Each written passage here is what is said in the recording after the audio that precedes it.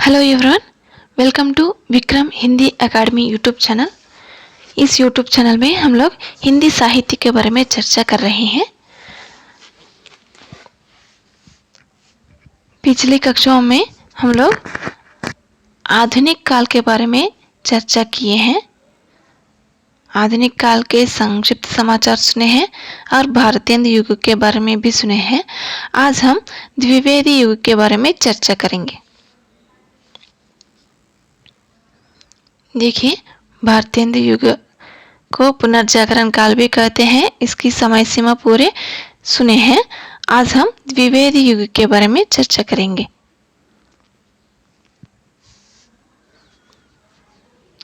हिंदी साहित्य का इतिहास आधुनिक काल में द्विवेदी युग है।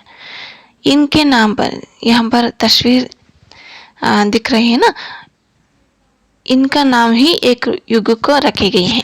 पिछले कक्षा में भारतेंदु का नाम एक युग को रखे गए हैं ना। यहाँ पर आचार्य महावीर प्रसाद द्विवेदी का नाम एक युग को रखे गए हैं। द्विवेदी युग नाम से पुकारे जाते हैं। इनके बारे में भी सुनेंगे। ये क्लासेस जो है डीएससी के लिए TET, NET, SET, PGT, TGT और कॉम्पिटिटिव एग्जाम्स, सभी कॉम्पिटिटिव एग्जाम्स के लिए बहुत बहुत उपयोगी है।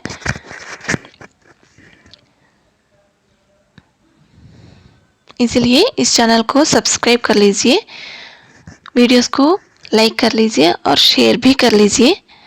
आज हम द्विवेदी युग के बारे में चर्चा करेंगे। द्विवेदी युग की महत्वपूर्ण बिंदुओं पर नजर डालेंगे। यहाँ पर देखते हुए सुन सकते हैं।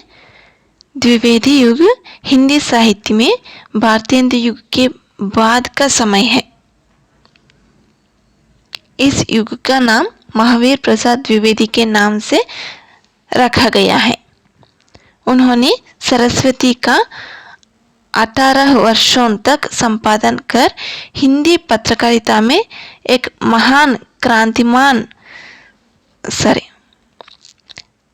महान कीर्तिमान स्थापित किया था। वे खड़ी बोली हिंदी की कविता के प्रारंभिक और महत्वपूर्ण कवि थे। आधुनिक हिंदी कहानी उन्हीं के प्रयत्नों से एक साहित्यिक विधा के रूप में मान्यता प्राप्त कर सकी। वे भाषा शास्त्री थे, अनुवादक थे, इतिहासज्ञ थे, अर्थशास्त्री थे तथा विज्ञान में भी गहरी रुचि रखने वाले थे। अतः वे युगांतर लाने वाले साहित्यकार थे, या दूसरे शब्द में कहें युग निर्माता थे।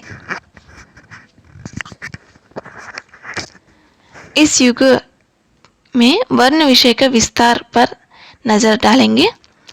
द्विवेदी जी ने लिखा था कि चींटी से लेकर हाथी तक, राजा से लेकर रंक तक, समुद्र जल से लेकर अनंत आकाश तक, पृथ्वी से पाताल तक सभी पर कविता हो सकती है। यह कथन जो है बहुत बहुत इम्पोर्टेंट है। कई बार कॉम्पिटिटिव एग्जाम्स में पूछे गए हैं। इस काल में वर्ण विषयों का अधिक विस्तार हुआ। नायिका भेद को छोड़कर अनेक नूतन विषयों पर लेखनी चलाई गई। उस समय की कुछ कविताओं के शीर्षक भी सुनेंगे। परोपकार, निद्रा, कलयुगी साधु, पुस्तक प्रेम, मेहंदी, नेकटाई, लक्ष्मी लीला आदि। आधुनिक साहित्य में प्रमुख खासकर द्विवेदी युग के प्रमुख कवि हैं मैथिली शरण गुप्त, अयोध्या सिंह उपाध्याय हरिऔध, श्रीधर पाठक, महावीर प्रसाद द्विवेदी, रामचरित उपाध्याय, राम नरेश त्रिपाठी, सिया राम शरण गुप्त, लोचन प्रसाद पांडे। इनके अलावा भी बहुत सारे रचनाकार है और इनकी जन्म तिथि भी बहुत इम्पोर्टेंट है। कौन पहले आएंगे, कौन नेक्स्ट आएंगे, ऐसा याद रखे तो अनुक्रम में लिखिए, ऐसा पूछेंगे। नेट सेट में अनुक्रम में लिखने के लिए पूछेंगे, वहाँ पर हमें काम में आता है, इसीलिए उनका जन्म तिथि भी याद रखिए, बहुत इम्पोर्टेंट है सारे। आगे हम द्विवेद युग की रचनाएं और रचनाकार भी सुनेंगे और द्विवेदी युग के बारे में भी सुनेंगे, यानी काव्य प्रवृत्तियां सुनेंगे। द्विवेदी युग की काव्य प्रवृत्तियां सुनेंगे। भारतीय युग के काव्य के विकास का दूसरा चरण द्विवेदी युग से प्रारंभ हुआ। आचार्य महावीर प्रसाद द्विवेदी के नाम पर इस युग का नाम द्विवेदी युग पड़ा। इस युग की समय सीमा सन 1900 से सन 1920 तक मानी जाती है। डॉक्टर नगेंद्र ने इस युग को जागरण सुधार काल भी कहा है, बहुत इंपॉर्टेंट बिट है। भारतीय युग को पुनर्जागरण काल कहते हैं, द्विवेदी युग को जागरण सुधार काल कहते हैं। द्विवेदी युग में गद्य और पद्य दोनों प्रकार की रचनाएं रची गई। दोनों की भाषा के रूप में खड़ी बोली का विकास हुआ। महावीर प्रसाद द्विवेदी ने भाषा के प्रति समन्वयकारी दृष्टि अपनाई, जिससे खड़ी बोली समृद्ध हो पाई। आचार्य द्विवेदी ने साहित्य के प्रति साहित्यकारों की नैतिक जवाबदेही को स्वीकार किया। उनका नैतिकतावादी उपयोगितावादी दृष्टिकोण इस युग के कवियों का स्वर बन गया। एक ओर महावीर प्रसाद द्विवेदी ने साहित्य के उद्देश्य एवं व्यापकता को निर्धारित किया, तो दूसरी ओर उनकी भाषा एवं उसके स्वरूप को भी। आइए अब हम द्विवेदी युगीन काव्य प्रवृत्तियों पर चर्चा करेंगे।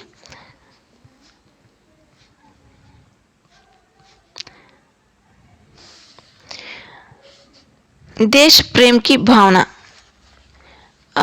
द्विवेदी युग की काव्य प्रवृत्तियां हैं। पहली प्रवृत्ति देश प्रेम की भावना।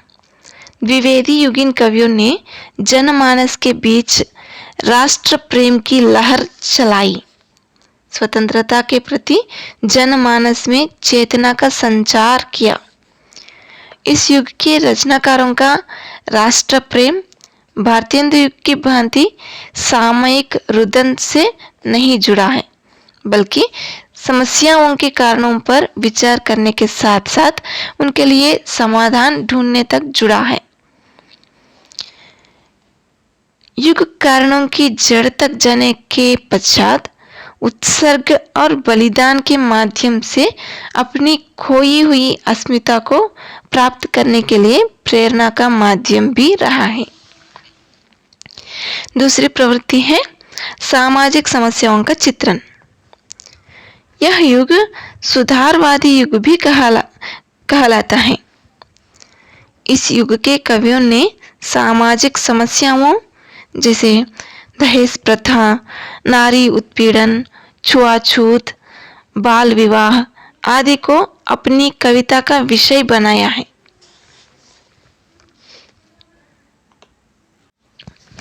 अब हम दूसरी प्रवृत्ति नैतिकता एवं आदर्शवाद के बारे में चर्चा करेंगे। द्विवेदी युगीन काव्य आदर्शवादी एवं नीतिपरक है। आचार्य महावीर प्रसाद द्विवेदी नैतिकता एवं आदर्श के प्रबल पक्षधर थे। रीतिकालीन श्रृंगारिकता यहाँ दिखाई नहीं पड़ती। रीतिकाल में राधा कृष्ण श्रृंगार के आलंबन है, जबकि द्विवेदी युग में राधा लोक सेविका व समाज से सरोकार रखने वाली नारी सिद्ध होती हैं। इस युग की अगली प्रवृत्ति है इतिवृत्तात्मकता। इसका अर्थ है वस्तु वर्णन या आख्यान की प्रधानता। आदर्शवाद तथा बौद्धिकता की प्रधानता के कारण द्विवेदी युग के कवियों ने वर्णन प्रधान इतिवृत्तात्मकता को अपनाया। इतिवृत्तात्मकता के कारण इस युग में इतिवृत्त यानी कथाओं पर अधिक बल दिया जाने लगा और प्रबंधात्मक रचनाएं अधिक लिखी जाने लगी। अगली प्रवृत्ति है सभी काव्य रूपों का प्रयोग। द्विवेदी युग में लगभग सभी काव्य रूपों का प्रयोग हुआ। प्रबंध, मुक्तक, प्रगति, प्रभृति सभी काव्य रूपों में रचना हुई। हिंदी के अनेक श्रेष्ठ खंड काव्य इसी युग में लिखे गए। द्विवेदी युग में सभी कवि मुक्तक रचना की ओर प्रवृत्त हुए। छोटे छोटे विषयों को लेकर स्वतंत्र पद्यों की रचना हुई। अगली प्रवृत्ति है भाषा परिवर्तन। इस युग में काव्य की मुख्य भाषा खड़ी बोली रही। इस युग के कवियों ने खड़ी बोली में काव्योपयुक्तता के संदेह को दूर कर दिया। जयद्रथ वध की प्रसिद्धि ने ब्रज भाषा के मोह का वध कर दिया। भारत भारती की लोकप्रियता खड़ी बोली की विजय भारती सिद्ध हुई। आचार्य महावीर प्रसाद द्विवेदी के अनुसार इस युग की भाषा सुबोध, शुद्ध व रसानुरूप है। अगली प्रवृत्ति है छंद विविधता। इस युग में वर्ण विषय के समान छंदों में भी विविधता स्पष्ट दिखाई देती है। इस युग के कवि दोहा, कविता या सवैया तक ही सीमित नहीं रहे, बल्कि रोला, छप्पई, कुंडलियां, सार, गीतिका, हरिगीतिका, लावनी, वीर आदि छंद भी प्रयुक्त किए गए हैं। निष्कर्ष की ओर बढ़े तो इस युग के कवियों ने हिंदी काव्य को श्रृंगारिकता से राष्ट्रीयता, रूढ़िवादिता से स्वच्छंदता और जड़ता से प्रगति की ओर ले जाने में अपना महत्वपूर्ण योगदान दिया। द्विवेदी युगीन चेतना, राष्ट्रीय प्रेम, सामाजिक चेतना, भक्ति, प्रकृति और भाषा सभी स्तरों पर प्रखर दिखाई पड़ती है। यह राष्ट्रभक्ति राजभक्ति के आवरण में लिपटी नहीं है और न ही इस युग के रचनाकारों ने काव्य विषय के रूप में विदेशी सत्ता को कहीं वरीयता दी। नवजागरण परक चेतना से आविर्भूत राष्ट्रीय प्रेम भारत के गौरवपूर्ण अतीत से जुड़ा है, जो वर्तमान की पराधीनता को छिन्न भिन्न करने के लिए अतीत को भारतीय संस्कृति के जीवंत मूल्यों से प्रेरणा लेने की कोशिश में जुटा हुआ है।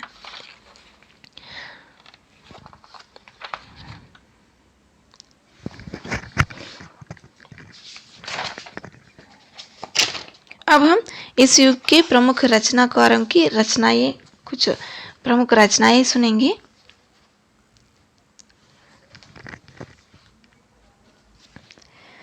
इस युग के प्रमुख रचनाकारों में महावीर प्रसाद द्विवेदी हैं। इनकी रचनाएं काव्य मंजूषा, कविता कलम, सुमन। अयोध्या सिंह उपाध्याय की रचना है कबीर कुंडल, श्री कृष्ण शतक, प्रेम प्रपंच, प्रेमांबु, प्रवाह, प्रेम पुष्पोपहार, काव्योपहन, प्रिय प्रवास, चोखे चौपदे, छुबते चौपदे, पद्य प्रसून, कल्पलता, ग्राम गीत, वैदेही वनवास, रस कलश, पारिजात, मर्म स्पर्श आदि हैं।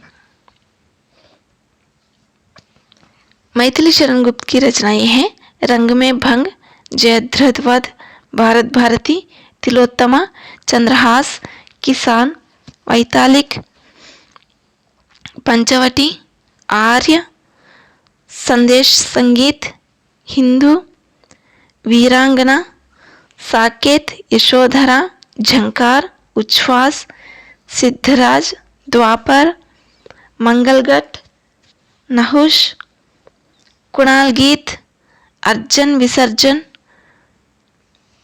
अजित, जय भारत, विष्णुप्रिया, रत्नावली आदि रचनाएं हैं। बहुत सारी रचनाएं हैं इनकी। नेक्स्ट राय देवी प्रसाद पूर्ण की रचनाएं हैं। स्वदेशी कुंडल, मृत्युंजय, राम रावण विरोध, वसंत वियोग। नेक्स्ट रामचरित उपाध्याय की रचनाएं हैं। राष्ट्र भारती, देवदूत, देवसभा, विचित्र विवाह, रामचरित चिंतामणि, सूक्ति मुक्तावली, भारत भक्ति। नेक्स्ट गया प्रसाद शुक्ल सनेही की रचनाएं हैं। कृषक क्रंदन, प्रेम पचीसी, राष्ट्रीय वीणा, त्रिशूल तरंग, करुणा कादम्बिनी। नेक्स्ट नाथुराम शर्मा शंकर की रचनाएं हैं। अनुराग रत्न, शंकर सरोज, गर्भरंडा रहस्य, शंकर सर्वस्व।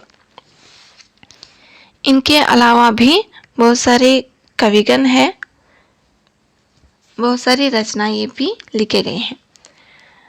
यहाँ तक द्विवेदी युग के बारे में संक्षिप्त समाचार है, बहुत इम्पोर्टेंट है। कॉम्पिटिटिव एग्जाम्स में कई प्रश्न पूछे गए हैं यहाँ से,